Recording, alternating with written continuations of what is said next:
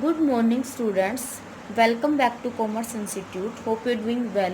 So, as you know, we are discussing with a series of business environment, and in this topic, we will discussing chapter number 4, trends in national income. And today's video's topic is estimates of national income after independence. So, today we will discuss estimates of national income after independence and methods of measuring national income after independence. So let's get started without wasting any time. So first is estimates of national income after independence. In 1949, first national income committee was established. 1949 के अंदर आपकी country के अंदर first time national income committee को क्या किया गया, established किया गया. Professor Mahalanobis was head of that committee. कि प्रोफेसर महालनोबिस उस कमेटी की क्या है, हेड बनाई गई थी. So first report was committee presented in 1951 and last report in 1954. In 1948 and 1949, India's national income was rupees 8,710 and per capita income is 225 rupees.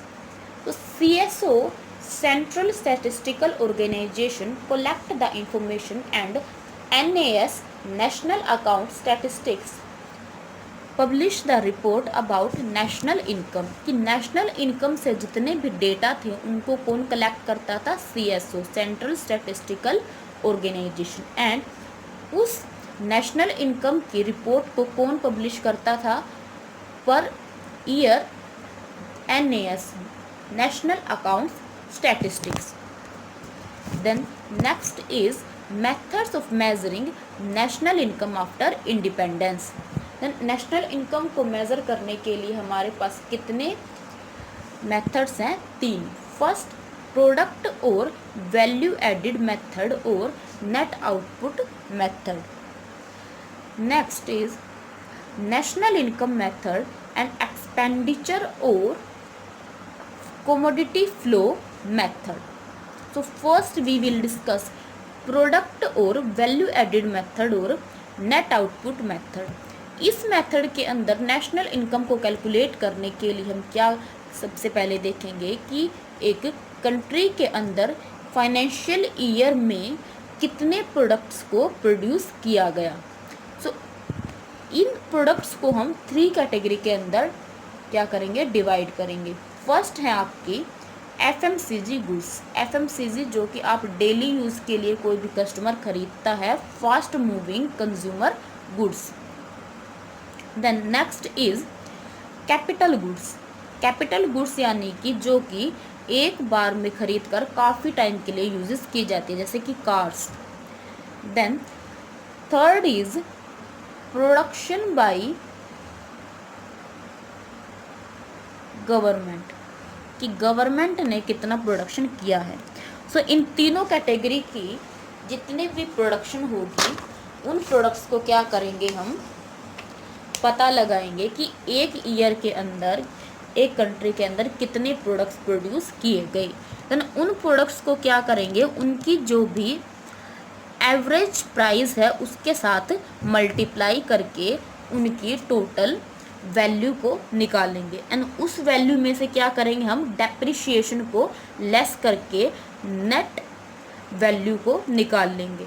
सो इस तरीके से आपकी क्या निकलेगी, नेट आउटपुट मेथड के ज़रिए आपकी नेशनल इनकम को क्या करेंगे, हम मेज़र करेंगे. सो ये आपका फर्स्ट मेज़र था नेशनल इनकम को कैलकुलेट करने का, जिसके अंदर सबसे पहले हम टोटल प्रोडक्ट को क्या करेंगे, पता करेंगे कि एक कंट्री में एक ईयर के अंदर कितने प्रोडक्ट प्रोड्यूस किए गए और उन प्रोडक्ट्स को किसके साथ मल्टीप्लाई कर देंगे, उनके प्राइजेस के साथ. एंड उस वैल्यू के अंदर से हम क्या लेस करेंगे, डेप्रिशिएशन. तो हमें क्या मिलेगा, नेट वैल्यू. सो ये नेट वैल्यू आपकी क्या होगी, किसी कंट्री की नेशनल इनकम को डिस्क्राइब करेगी. The next method is income method. Income method के अंदर हम क्या करेंगे, एक कंट्री के अंदर एक फाइनेंशियल ईयर में जितने भी हमारे फैक्टर ऑफ प्रोडक्शन हैं उनको जितनी इनकम मिलती है उसको हम क्या कहेंगे, इनकम मेथड। इस इनकम के ज़रिए हम क्या पता लगाएंगे, नेशनल इनकम, कि एक कंट्री के अंदर जो आपके फैक्टर ऑफ प्रोडक्शन है उनको जितनी इनकम मिलती है वो आपकी क्या होगी, नेशनल इनकम कहलाएगी।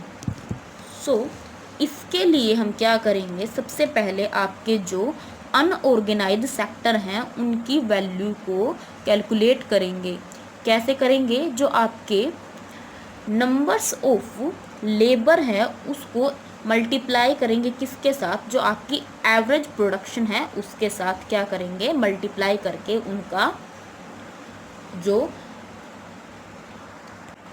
इनकम है उसको पता लगाया जाएगा। देन उसके बाद क्या होगा, आपका ऑर्गेनाइज्ड सेक्टर के बारे में पता लगाया जाएगा।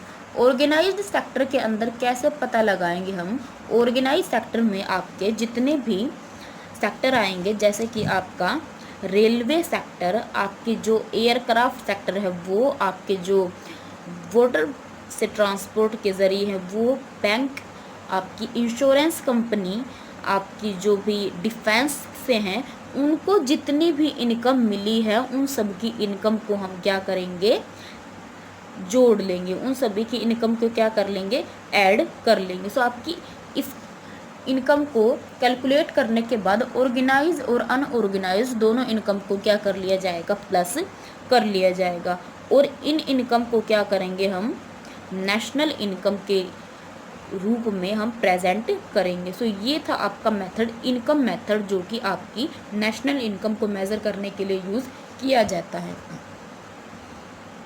Then third is expenditure method. Expenditure method के अंदर हम क्या करेंगे कि एक कंट्री के अंदर जितनी भी आपकी